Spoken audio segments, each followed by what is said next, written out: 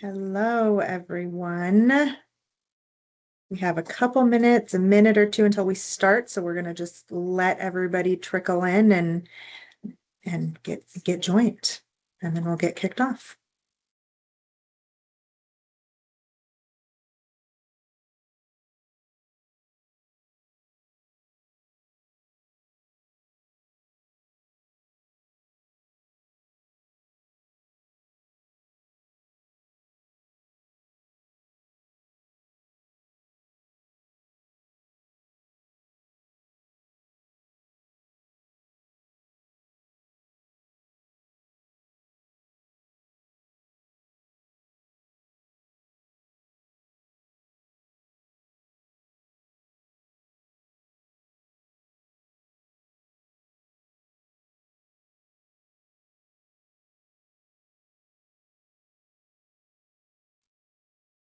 Okay, it is 9 o'clock, so we will go ahead and get started.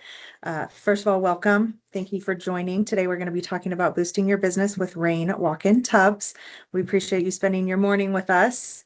A little bit of housekeeping before we go into introductions. So we do have the Q&A feature going right now. And so if you have any questions during the presentation, if there's anything that you want more information on, go ahead and drop it into the Q&A and we will reserve some time at the end to address those questions. And then, of course, we'll be sending this presentation out after it's over. And so if you have any questions after the fact, you can always reply to that email as well. Today we have Holly and Jeremy joining us. I will let them take a little time to maybe just introduce themselves if you don't know them already. So Holly, do you want to go ahead and go first? Thanks, Tasha. Good morning, everybody. My name is Holly Perez, and I am the marketing manager here at Bestbath Rane walk-in tubs. So excited to spend the morning with you talking about how you can boost your business, and we'll go through some marketing activities at the end that will hopefully resonate with you to really get you thinking about how you can leverage those activities. So nice to see you all. And hello, everyone. I'm Jeremy Bespolko. I'm the Director of Sales and Marketing here at Bestbath, and have been in the accessibility business for about 30 years. So thrilled to be here with you, and I'll be kicking it off today to give you a little bit of oversight into what we're seeing in the marketplace, a little bit on the product side of things, just to have a little bit of sense in terms of the application, what might be some of those important things along the way. Appreciating that we've got a group, on the call with maybe varying degrees of experience and background in this. So some of these things might be relevant to you. Some they might be old hat, but regardless, we'll try to cover the basis for everybody. Tasha, did you have anything else to add from a housekeeping standpoint? Housekeeping? Nope, we're good. Go ahead and get started. All right. So the first and foremost here, as I move forward here into the walk-in tub market. So the recent, assessment would be the market itself in the U.S. looks to be somewhere in the ballpark of $700 million and growing at about 4% per year. I think anybody who's been in this business, and probably what excites them about the business are all the drivers around it that, I think now for the most part are no longer a mystery for anybody. The aging population, which we'll dive into a little bit here, just in terms of giving you some stats here momentarily. I think there's as well the overall, increased awareness just around mobility in itself. At one point in time, we look back and, 10 years ago, and when people had mobility impairment, they look to, where am I going to find the funding? Who's going to pay for it? All those things. Still a consideration in this day and age, but the reality is people are far more focused around getting the problem solved quickly. And if it comes down to dropping down a credit card or getting things done, the private pay market has grown discernibly. And then obviously the demand for accessible bathing options and solutions. As many of you know us, we're not only a walk-in tub company, we're a shower company, and really want to continue to promote, our brand and ensuring that our not only ourselves, but our dealers are providing that consultative-based approach as they move forward and assess specific situations for the consumer, which is so critical, in particular when we've got medical stakeholders that might be along for the ride as well, assessing every one of our moves along the way. So with that said, the aging population, so everybody's familiar with the silver tsunami. It's coming, right? And in many respects, we're already there. Certainly pre-pandemic, there was a goal for everybody to want to age in their, age in the comfort of their homes. That has increased since that time frame as well. I don't think there's anybody necessarily that would say that even the 80% at this point in time might be conservative. And, by 2050 is really where we're going to see this all, absolutely come to a head with 80 million people in this age bracket with the concerns. And then obviously those now living longer, 19 million will be over the age of 85. So mobility will be that continued concern for them and the ability to stay mobile within the home. So, I already really mentioned here just in terms of the trend and the desire to stay in home, looking now as well, as they reach out, having to find some of these solutions effectively on their own. Not everybody's necessarily going to be tied um, to a specific, disease impairment or injury or coming out of hospital. So they're looking for these solutions and they're looking for these solutions in the open market. And hence where Holly's going to kick in on the back end of all of this to talk to you just a little bit more about what some of those options might be for you in helping grow this business. So not wanting to get, too, draconian here and just in terms of scare tactics or fear mongering by any means, but falls are a big time problem. No one in the industry whatsoever as well would argue that the most dangerous room in the home is the bathroom. So when we talk about falls, 2024, just over 43,000 falls in the home, and that represents about 1 in 4 seniors, having some reported, 14 million having reported some form of a fall at least once over the course of the year is representative of 1 in 4. And then, well, I'll say not quite half, but just over a third of them actually require some form of medical treatment. And as we all know, including yours truly here, getting a little older, those injuries don't necessarily, you're not jumping back from those in a couple of weeks with typical soft tissue anymore. These injuries can really be life-changing events that we've got to be considerate of. And now, as we look at just the total growth potential, what are some of those other things that are happening out there in the marketplace that we want to keep our ear close to the ground on? The home care market in itself is growing at an incredible rate. And what that's doing is it's helping many of those people who might be in adjacent product categories to you if you're in the home accessibility business. Some of you may be in the DME business. But if you're solely in this home access space, understanding the full product continuum in your communities and the players can be such a critical factor in driving this.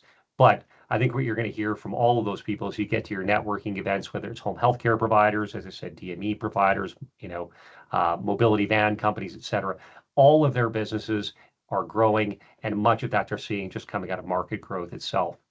The technological advancements that we're seeing, and I don't want to overstate it here. Many of these have been out there and available, whether it be therapies within the walk-in tub environment itself, or other advancements just in terms of making the bathroom safer, are becoming a little bit more familiar just in the public eye. People understand what a grab bar is. They know what some of these things that they're looking for. So, the potential to get out in front of that and have a meaningful conversation. If you have that 30-second elevator pitch that you need to give, people are going to know what you're talking about from a general perspective. And the market landscape, and I just want to take a moment here just to take a little bit of a step back as we look at the walk-in tub market, as we look at the one-day shower markets. Many of those companies in that one-day space are also, they also get that mention of if you're looking to age in place or if safety is a consideration. This now is filled. We're seeing these ads come up, every night at 6 o'clock on the Wheel of Fortune in the news. It really is representative to us of how big this market truly is. Unfortunately, as well, though, a lot of these companies that are doing this promotion are effectively one-trick ponies. This is all that they do. If there's anything that you're doing outside of this product space or having your willingness of promoting, both bathing and showering as a potential option, it really opens up the door for you to be different as you're walking in that home and having, more intelligent conversation with the consumer, with their family, about really what their needs look like. And we're going to talk about qualifying these opportunities a little bit further a little later. But that is an absolute critical component if we want to garner and both the client's respect, and then if there is a referral or a therapist or somebody that might be involved as another stakeholder in that decision, so critical that they are going to see you as somebody with 2 ears, and one mouth, willing to listen and hear the client out in terms of their needs and wishes and what some of their concerns are. So let's just get a little bit into the specificity of product. And as much as I'd love to give you a Rane and a Bestbath pitch right now, we're going to talk more in terms of generalities, just in making sure that you understand some of the differences and what the importance is in bringing a full product portfolio to the party. So first and foremost, most of what you're going to see out there in the marketplace is an inward swing door. Okay. The advantages of those, really are limited to being able to address, a walk-in tub within a small bathroom environment. That door swings in, so you're not worried about anything, the toilet, et cetera, anything else getting in the way. Okay. With that said, there are some limitations. Further, just in terms of our lineup, when you look at it and you go out and you check us out, there are a number of these things, there are a number of options here. You're going to really see that these are really coming down to sizing is really the key point of differentiation between them. The RC2 offers you the most capabilities in terms of offering multiple modalities, which we'll talk about later, whereas the smaller units don't necessarily have as much space to go ahead and put in, both air spa and whirlpool if they want to go that route. But nonetheless, as the tub gets a little bit larger, other considerations, fill time, drain time, all of those things come into consideration, as well as just simply client size. But that inward door swing, wanted to see you now with this open. So when we're talking about a client now with a mobility challenge, getting into this tub, there's going to be a modest step up here, which isn't considerable by any means. You have a grab bar, and you have a number of different surfaces upon which you can grab safely. But the reality is the client is going to have sufficient mobility to get in, pivot, and then close this door in behind them. Okay. So somebody with a progressive illness or some consideration around that, that may end up being a limiting factor for them to be able to use the tub independently. That may not be a big deal to them as we talk about the qualification piece, but for others, it will be a very big deal. So again, we need to stop, have this conversation with at this point in time. We don't want anybody getting surprised by this, basically the day of the installation, right? Now, as we talk about outdoor door swings, you can see here just a little bit of environment. The RM3 here is the one that's shown. This one has the capability of, the reason why the door is designed the way it is, it'll swing out over this toilet. That's not always going to be the case in necessarily every environment that we're going to look at. So we do have to make sure that from an environmental perspective, we can go ahead and do that. But the other piece here that we want to give some consideration to is if the client is in a wheelchair. You could see in this case here, the transfer here of lining up and then doing a lateral transfer would be a little bit of a challenge with everything that's in the way. But nonetheless, if you've got an open environment here, the outward door swing affords a lot more opportunities in terms of transfers getting in and getting out and giving that client the space within the tub that once they're in to close that door and have a greater likelihood that they'll be able to use this for the long term. Again, different sizing. Really, in this case, it comes down to your constraints are going to be just your environmental constraints. Can you fit it in the bathroom that we're talking about? And then just again, the physical size of our client here, the RB14 is obviously our largest. That can certainly accommodate. The issue here isn't the weight capacity, it's going to be the physical size of the client. Those are going to be things that you're going to want to give consideration for as part of your assessment. And just a little bit more of another view here, just in terms of how this outward door swing is going to go ahead and work and how this pivots, then allowing the client to go ahead, get in safely. So the use of a walker, the use of even in some cases a different sort of sit-to-stand lifts could still potentially be accommodated with the use of this particular product. Certainly not the case with the inward door swing. When we just talk about standard features, for all intents and purposes, folks, we've got, everything that everybody else does, right? So you got a thermostatic mixing valve. We've got grab bars, the slip-resistant footwell. So when you slip in, there's a slip-resistant surface on all of our bathing systems. Lever-actuated drains, so they can go ahead and they can easily access it. And then a contoured seat, which is intended to provide a comfortable environment for that client when they're in the tub to make certainly all of this feel far more relaxing than, or at least as relaxing as they'd look for it to be. We've got a couple of, just a point of mention here is just, if they are, particular on their finishes, chrome, matte black, oil rub bronze, and nickel are all part of what we provide today. The drain itself, didn't necessarily want to key in on the drain here, but want to take a moment to talk about other things that, if this is new or if this is a market that you're looking at getting into, what again are just some of the things that we need to give consideration for, and that is the fill time and the drain time for the tub. Okay, there are a couple of things that you can do to, help offset this or address some of those concerns, but they are real. To fill a tub, what you're really, the timing on that is, there are so many variables between water pressure, size of your inlet lines, size of the client is actually a huge contributing factor here, because we're just looking to fill the void, right? Tiny client, 110 pounds, going to take more water, right? Going to take more time. So you're talking about minutes on the fill time side of things. So 4 to 5 minutes. Drain time, a little bit quicker, depending again on making sure that that's all clear. That isn't going to be as long as the 4 to 5 minutes. But again, you want to make sure that the client is prepared for that. Again, not having this being a surprise after their first experience.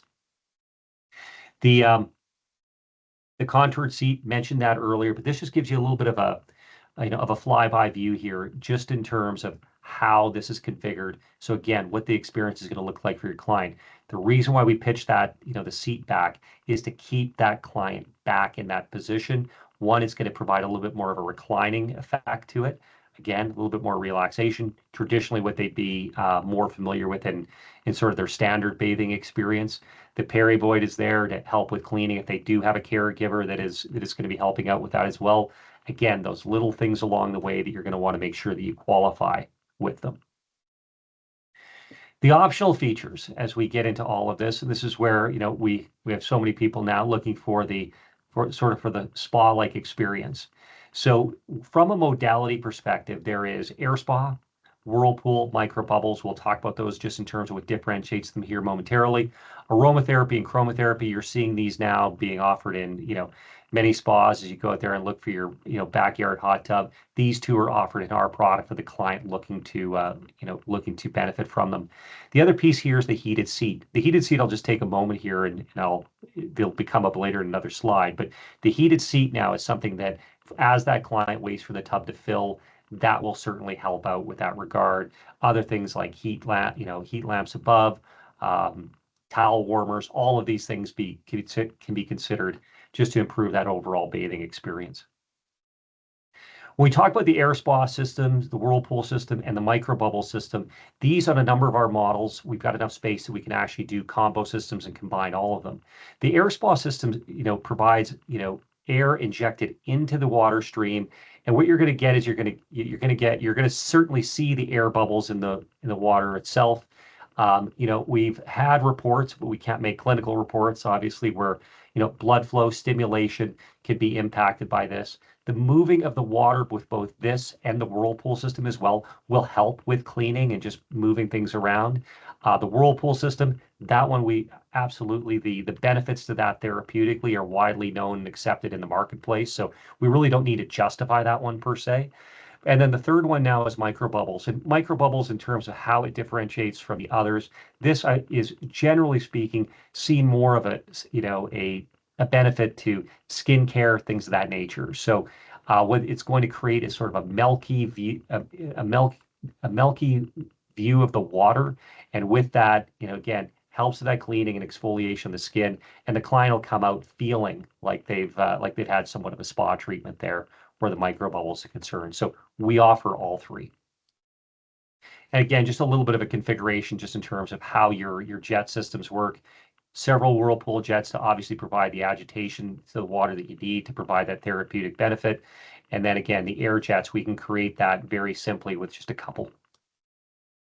The aromatherapy and chromotherapy, again, optional on any one of our packages. So again, just in terms of how tricked out the client wants to go ahead and get these bathing systems. The heated seat, as mentioned, very simple operation, but again, helps with the warmth of the client during both the fill and the drain time. We wouldn't claim by any means that this keeps the water hot. It's just simply not that warm, but nonetheless, it's going to help with that overall experience. So when we talk about qualifying the client themselves, some of the basic questions they're basic, but in many instances, they're going to find that a lot of the salespeople that walk in their homes aren't necessarily asking them. So why are they interested?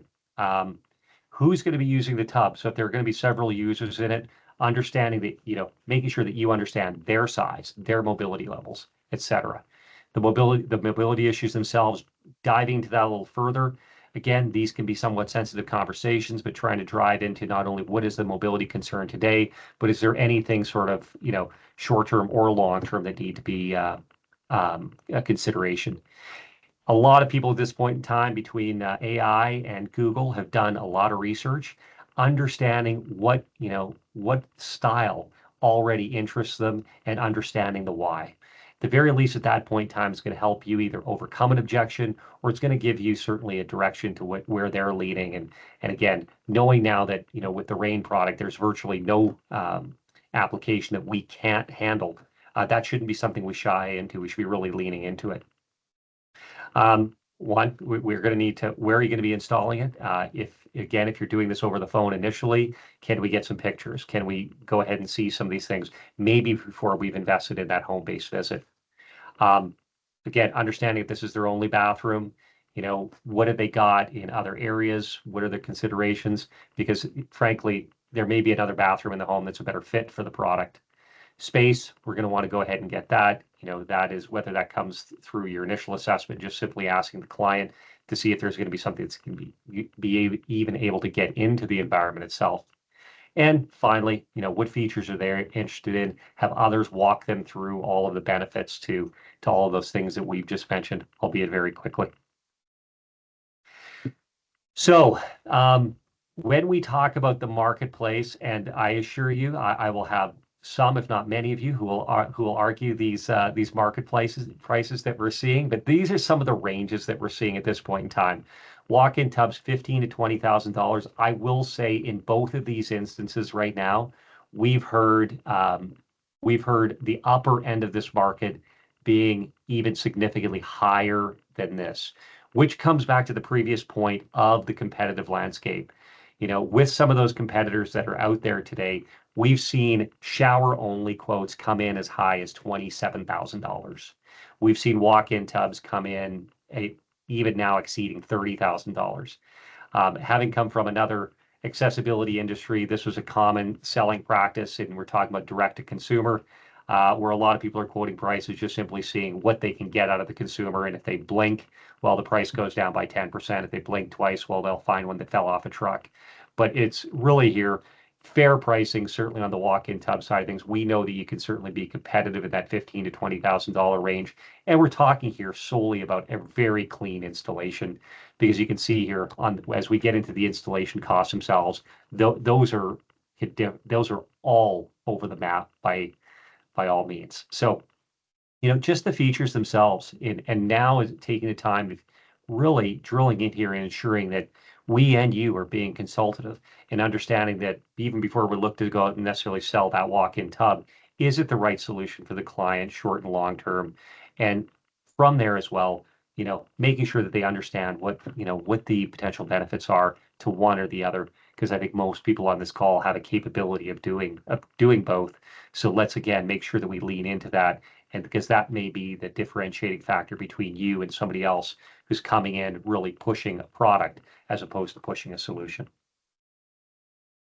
So on that note, I get to take a breath here and turn it over to Holly, who's going to walk you through just what we're seeing and some of the things in the marketplace, some thoughts, ideas, ideally that'll be thought provoking, that will drive more conversations that'll go beyond this call with either ourselves or your sales manager. So Holly, over to you. Thanks, Jeremy. So in this section, I'm going to take you through how marketing can support your efforts to boost your business with Rane walk-in tubs. So, why does marketing matter?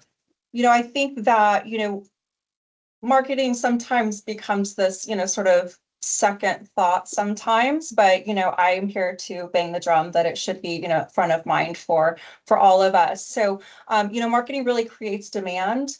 It communicates the benefits of the products and your services. So, we all want to see, traffic to your showrooms, increase in your remodel leads, really, getting those contractor and dealer referrals and really just building your local business and brand awareness. It's huge to get in front of the customer, and to build your brand awareness, just, sort of as brand building 101. So I'm here to say that marketing matters. So let's continue on. All right, and Holly, there I'll just expand just a touch on the dealer referral piece. In your local community, we are right now. It is so easy to identify so many other stakeholders that are touching that, touching your client today. Many of them have the same aspirations that you do in terms of referral sharing, et cetera. This would be one as well that, I think with the team that we've got in place now, we've got a lot of experience around understanding, who might be the right players. By all means, please reach out to us, ask. We'd be happy to point you in some directions here of others that might be willing to, to help you drive that business. And again, really diving into that local community, because right now, as mentioned earlier, so many people are seeing, almost predatory selling practices in some of these environments. How can we as a collective industry who are concerned about the client's mobility and long-term needs really wrap our arms around this and make this easy on them? Thanks, Jeremy. So, I like to say that the customer is key here. So, Jeremy mentioned it before, in the earlier slide, but really knowing your customer, knowing the right questions to ask, aging in place homeowners, accessibility focused buyers, the healthcare and assisted living projects, really keeping your pulse on sort of, beyond the end user, are there projects out there, to a certain scale that you could assist with, as well as builders and remodelers. So, we want to build our relationship with all of those customers across those multiple channels. So just really keeping your feelers out to all of those customers. Thanks, Holly. Yeah, in the builder remodeler side of things, folks, we've seen it with NAHB and having the CAPS program and really out promoting aging in place. But a lot of them will be, to the forefront that this really isn't their expertise. So those, again, we're just looking to impart on our dealers that those, again, may in fact be referral opportunities, as opposed to, in some cases, other remodelers might be looked at as potentially, competitive. The healthcare and assisted living projects as well, wanting to hear, again, as you have your touch points out there, the community in driving referrals, is that driving you to other potential opportunities where the actual facilities themselves might have a need?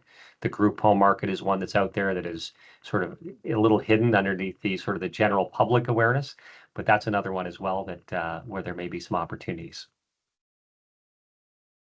So we're going to talk both about traditional marketing and next about digital marketing. So there is definitely a place for both of those, those activities to work. So traditional marketing still works, across multiple, sort of platforms, home shows, builders associations, local print and publications, direct mail and community partnerships. So, I mean, getting involved with your local builders association and your community partnerships, that's an excellent way to build those referrals, those relationships. And then also local print publications and direct mail, really to talk to those, those potential end users. Again, Jeremy mentioned it, in the world of, information at your fingertips. Often these end users are, gathering information, doing their own research. When they, receive a flyer in the mail, they'll keep it and they'll, reference it and kind of add it to their arsenal of decision-making tools. So we really do see that traditional marketing does still work, and definitely take advantage of it, and leverage it where you can in your marketplace. Yeah, you see here we've got a couple of examples in the bottom right. That was a value pack that ended up in many of our mailboxes here in the Boise area. As we, I think the one here, just in terms of the associations and the community partnerships, Just not to beat the proverbial dead horse here, but the community partnerships right now, with all of the information that's available to us, in terms of the aging in place and those services that are out there in your community, it takes nothing more than taking a quick look at Google. Again, if those of you that have some interest in here, please feel free to reach out on the specificity in terms of your community on where to find those services. We've United Cerebral Palsy has a site and access to a number of different that gives just a little bit of information on where you can find partnerships. There are often a number of aging service providers in every community that, again, can provide a little bit of direction and are there as a resource for their clients as well. The ALS Society, the MS Society, again, are all people that are there with the intent to help their client base. So again, getting in, having some conversations about them and their needs will often open your eyes to the fact that, again, our experience has been that in many of these situations, they don't know where to go to find the right vendor to go ahead and solve these problems. They can find people who will do ramps. They can find people who will do a stair lift. But finding contractors with any sort of specific information around aging in place, the bathroom itself, and willing to do that work and with that consultative-based approach, I can assure you in most communities there's a gap right now. And a lot of these other stakeholders don't necessarily know where to turn.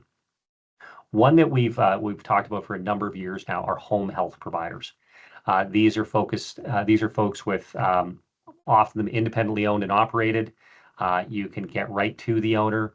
But when you think about, where their head is at in providing support, whether that be medical-based support all the way to just down to basic housekeeping, those folks are in these people's homes every day. They have a high incentive to have those clients remain in those homes safely.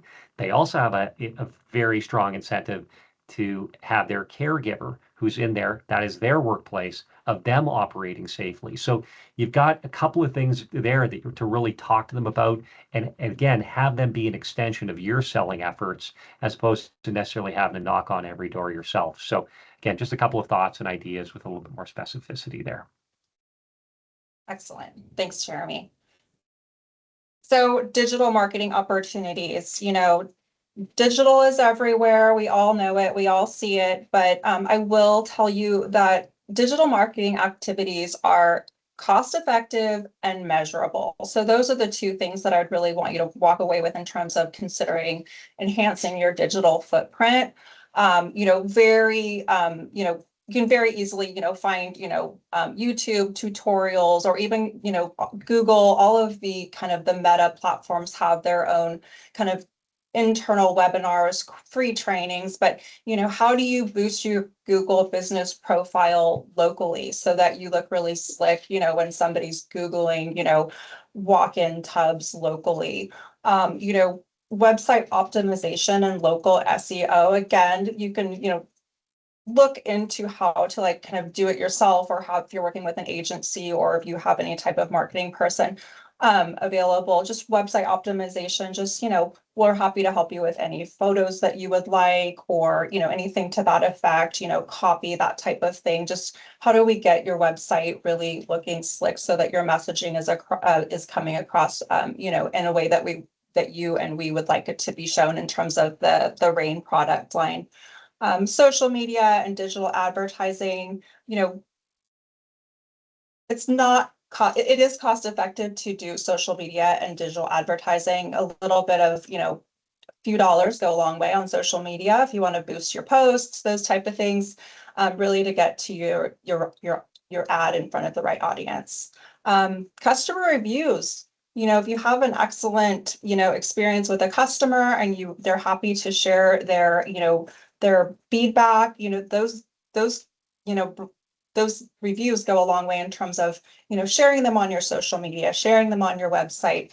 And then email and text campaigns, again, very cost effective, not too much lifting in terms of, sort of heavy lifting on your part. But again, a lot of that is available. Either you can kind of do it self-serve, DIY style, or if you have a marketing person, we're happy to help with suggestions, those type of things, or recommendations. And And in terms of platforms, Meta, Facebook, Instagram, they're sort of the king of the world. YouTube, of course. And then we've actually seen recently advertising on Nextdoor, which would be, an excellent place to test and learn to get really, really close to your local marketplace. And also, just keep connected to your database, really just, visiting and revisiting those existing customers, those potential customers in your pipeline. You'd be surprised, sort of how keeping that network going is, it could be to your benefit. So. Yeah, I'll just add a couple of things, Holly. Just on the customer reviews, I think right now there's sort of a public persona out there that a lot of them that they see online or digital might be, shall we say, massaged, right? What we've seen be successful for some is as you're walking in the home and having a bit of a brag book, and what that brag book includes just pictures, et cetera, of previous projects, and again, pulling that together. Customer reviews, if you can get them handwritten, with just some commentary around a feedback card, maybe that you give them, that is just sort of the follow-up, as you're closing the, finishing up with the installation. Really, really powerful, right? This looks like it's in fact a real person, and in fact it is, right? And the other thing on the email and the email database, there is no time to start like the present. If you don't have it in place today, guess what? You're not behind the ball. It's now the time to start. We see a number of our dealers doing a really effective job of talking to their existing users, the people that they've done work for, giving tips, tricks, again, different thoughts around the mobility levels, or again, predicated on how broad your product offering is. Again, you can talk about any one of a number of things, but wouldn't it be wonderful to turn this one-time customer into looking at what their overall lifetime value could be for your business? And again, allows you to continue to be that solutions provider along the way. So. Excellent. So competing in today's market, it's a competitive market out there. Lots of offerings, as Jeremy mentioned before. It's really important to focus on Rane's unique selling propositions, as well as your services and your expertise, and also expertise in accessibility. Jeremy went through a whole host of qualifying questions, and we talked about the audiences. So, just being mindful around talking about the expertise and accessibility. Fast installation and warranty. I think that, our product speaks for itself in terms of, quality and, your ability to, fast ordering, fast shipping, fast installation, and then also the warranty that goes along with it. So those are also key points to call out to your customers. Definitely showcase project photos, as Jeremy mentioned, earlier, having a brag book is paramount in terms of, especially like an end user really, visualizing it in their home. Customer success stories, again, word of mouth goes a long way. And so really, again, in the world of AI and again, doctored sort of, responses, a real person's testimonial does go a long way. And then, be the solutions provider. I think, Jeremy talked about qualifying questions, really honing in on your customer needs, and just being that solutions oriented service provider.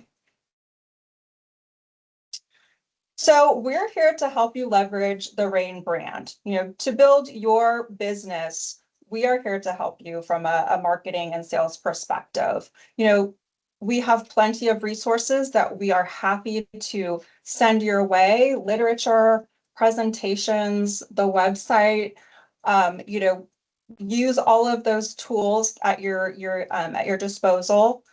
We have co-branding material opportunities. So we have like print on demand brochures that we could co-brand, add your logo with our logo, mailers, postcards, banners, those types of things. So again, not all of this will apply to every single one of you, but take pieces and parts that you can use and leverage, and just reach out to us and let us know how we can help.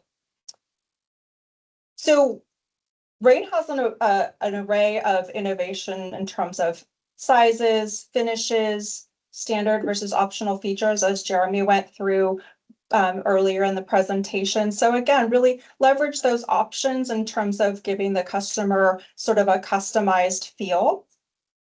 And then again, really emphasizing our quality and compliance. Reliability is, very important for, both dealers, remodelers, and the end user. We're made in the USA, Sparta, Tennessee, which is exciting.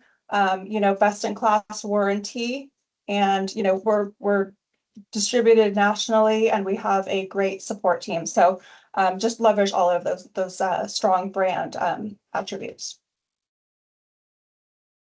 Just a little playbook for you. I think these are our top activities that we would definitely kind of recommend to just kind of wrap up the presentation here. Optimize your online presence.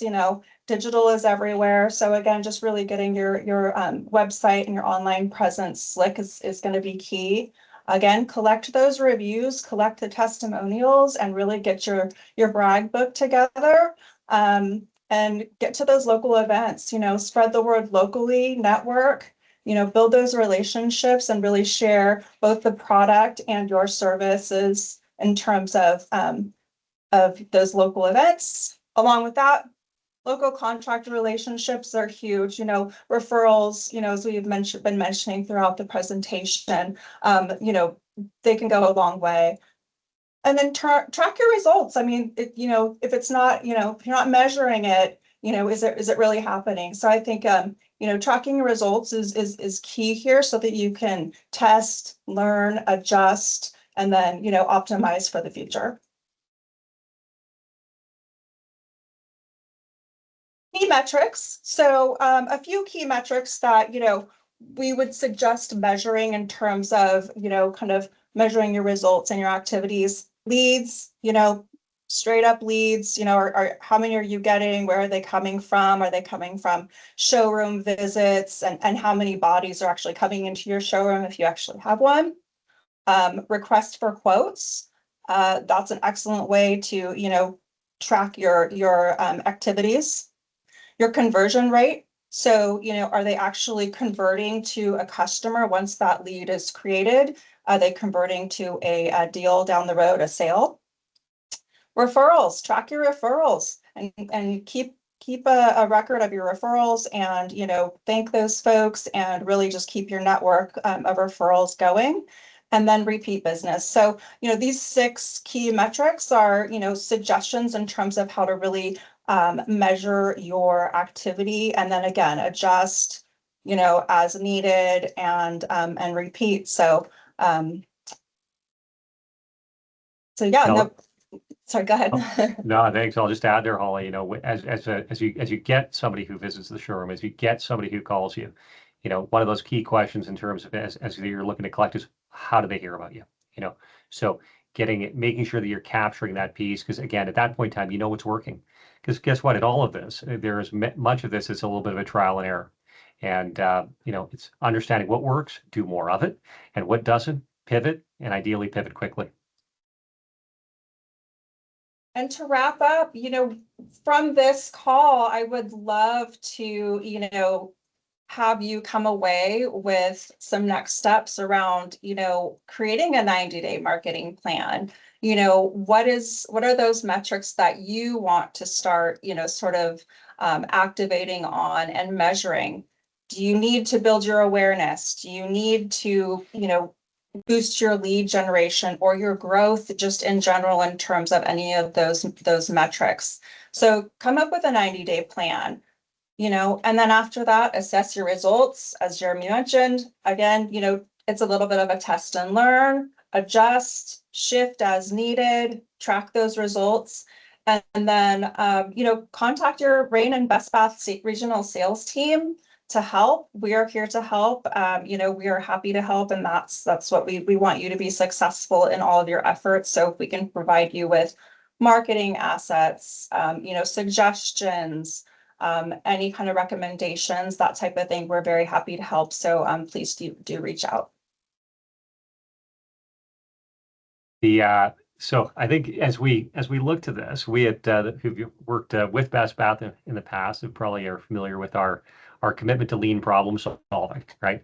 A lot of this can sound absolutely daunting if you're running a small business where you might be both the marketing manager, the sales manager, and in some cases the chief cook and bottle washer. But the reality is improvement, and where again, how can we start today in starting to look at some of these things, explore some of these different avenues, and as Holly said, by all means, we don't necessarily need to be step 3 in the process. Feel free to reach out to us. We'd love to have a little bit more dialogue on just again some of the specificity around this of just getting this moving and moving forward in the right direction for you. So on that note, I think Tasha, we wanted to, well, 44 minutes. We're sort of kind of right on about where we wanted to be. Yeah. Imagine how that happens.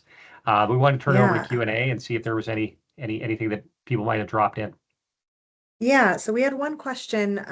Can they order our tubs without our fixtures? So they have a customer looking for Delta CZ finish fixtures in their bathroom suite. Would they be able to order them without the actual fixtures? Tasha, there's a possibility here. We would want to look at I'd want to get a little bit more detail and pull our folks on the operational side into the mix to get down to that level of specificity. We have done a couple of relationships in the past where people have looked to do exactly that and actually maybe even do some more of the the behind the scenes work on the product itself. So we make a raw shell. I think the question would be then is, to what degree do you want to pull that out? Is it strictly just the faucets and the thermostatic mixing valve? But if we can get that person's contact details, I'll take that one up personally and make sure that we get back to you. All right, sounds good. And then I had a couple of questions for you guys as well. I got some surprise ones here. Oh, How do you know if a customer is a better fit for a walk-in tub versus a walk-in shower? well, thanks for the surprise question, Tasha. No, You're welcome. it's all good. First and foremost, one is start with what is their current preference. Okay. If you've got somebody who's bathed their entire lives, they're going to lean pretty heavily into wanting to look to that particular direction. Now, but as well, understanding their level of mobility. Now, I'm presuming that everybody on our call here today has some degree of familiarity around understanding that, but their level of mobility today in terms of being able to get in and out of that product is going to be key.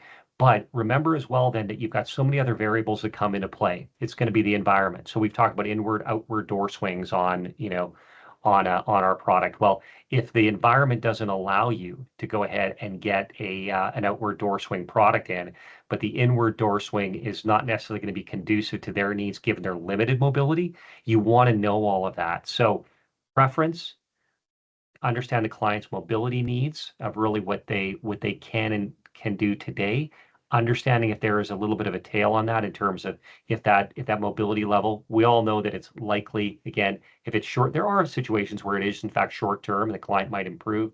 More often is the case of that mobility will continue to degrade. So understanding what sort of the condition is that is in play there.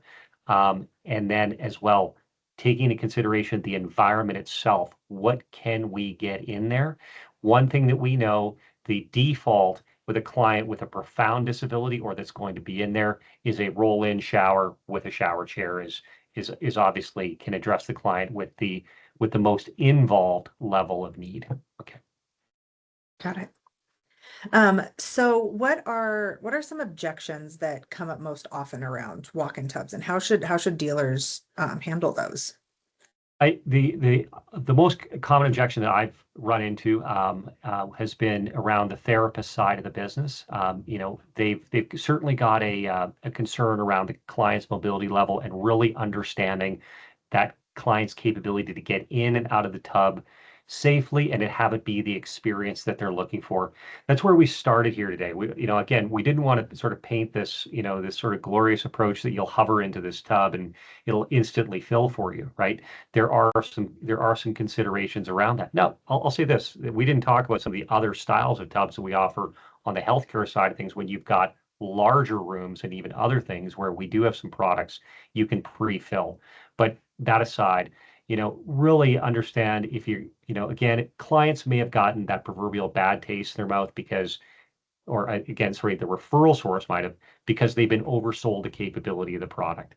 I think right now, some of the other objections that we'll continue to see in the marketplace are some of the sales practices that are out there that are happening both on shower and install.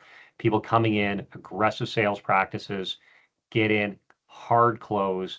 And that, again, we don't want to be perceived as part of that, what I'd say, problem. We're the solutions providers. Holly, I think, concluded one of her slides. So. Awesome. And then, for a dealer that is new to walk-in tubs, this is a new offering that they are marketing, what is the very first marketing move they should make, Holly? I would suggest, in addition to really getting to know the product and, kind of getting to know their audience, I would suggest just leveraging the materials that we have in terms of, brochures, materials, updating their website, just at the bare basics, really, getting the product up on their website as their capability. And again, even if you're active on social media, announcing it to your audience or to your customers that you're offering this product now. So, really just, beat the drum that this is available now, that you're offering the service, and, just right out of the gate, do something on social, get your website up and ready, and start spreading the word. Send an email blast, just really get it out to your audience that you're starting to sell this product. Awesome. Well, those are all of the questions we have. Do you guys have any final thoughts that you want to share? Go ahead, Holly. No, I mean, I think that, as the marketing person, in the building, marketing does matter. So I always tell folks that, think of marketing first before anything else. That's just me selfishly, but no, just kidding. But yeah, no, we're here to support you. Thank you for your time. If you, again, need any support from the marketing or sales side, feel free to reach out. We are here to help you, really build your business with the Rane walk-in tub product line. And we're very happy to have your time this morning. Jeremy, what about from you? I'll kick in. Those of you who've been working with Bestbath for a number of years, I've now been here about a year and a half. But I think what you will have, if you haven't seen yet, you will be. We've made a number of changes here. Holly and Tasha being two of them, to really upgrade our internal capabilities on the marketing side of things and be bringing more to our dealers. So we want to hear your voice. So by all means, if you've got other feedback, by the way, other webinars and sessions that you'd like to be to see us offer. We're here. We're here to do that, and we want to do more of it. This has been something I've had success with in my past life. The other thing is we've hired a new dealer sales manager, Greg Farden, who's now been with us a number of months, and he's building out our team of our field team to really, again, look to bring value to you. As it will always be the question that when I get to meet you guys is, what do you want out of your salesperson? What do you want out of Bestbath? And again, that's a bar that we're going to look to continue to raise. And really, we want to be somewhat of the bellwether, out there in our industry in terms of, ideally, if it's not today, it's 6 months or a year from now when other manufacturers are coming in looking at you, well, who could you behave more like? We'd love that to be nothing more than us. So again, hold us to that, and by all means, continue to ask in terms of what else that we can do to provide solutions and answers for you and your team as we look to grow this business. We all know that we've got an incredible opportunity just with the size of what's out there in front of us. Awesome. Well, as I mentioned, we will be sending this presentation out. We've recorded it. We'll share the link for that as well. If you have any questions, our emails are very easy. It's just firstname.lastname@bestbath.com, or you can reply to the email with the links. And thank you guys so much for joining us. Have a wonderful day. Thank you, Bye, everyone. guys. Thanks, everyone.